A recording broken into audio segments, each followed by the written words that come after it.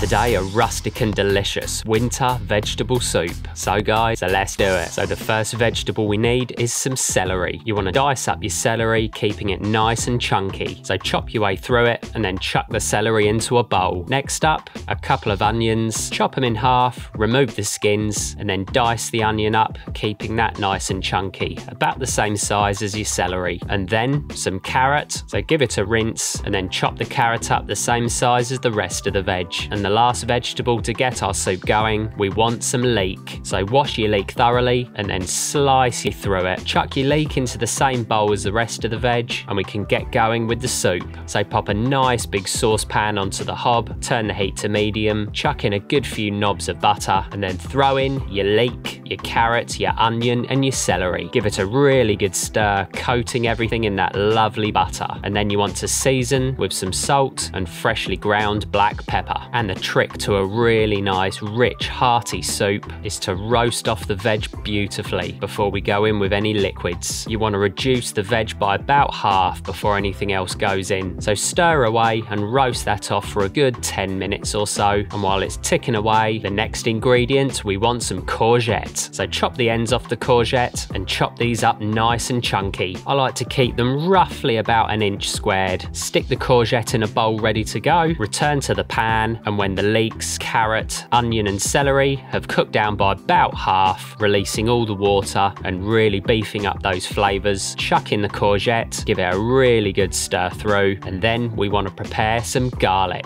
So take a good few cloves of garlic, anywhere between 3 and 6. Peel the cloves and roughly chop up the garlic. It doesn't have to be too fine. Once your garlic is diced up, chuck that in the pan, give it a good stir, and while the garlic and courgette cooks out for a few minutes, we're going to prepare a swede. So cut off all of that tough skin and then you want to dice up the swede roughly the same size as you have the courgette. When you've chopped it up, chuck it into a bowl and then we want our potato. I like to leave the skin on for this particular recipe, and again chop the potato up the same size as the courgette and the swede. Chuck the potato into a bowl, and the last vegetable to prepare, we want some cabbage. Cut off the end and then roughly chop that up. You want to chuck the cabbage straight into the pan, give it a quick stir, and then we want a couple of good handfuls of some kale. Wilt the cabbage and kale for a few minutes, stirring as you go, and then chuck in your swede and your potato. So that's all of the vegetables in the pan. Next, we want some vegetable stock. Pour in enough stock to just about cover the veg,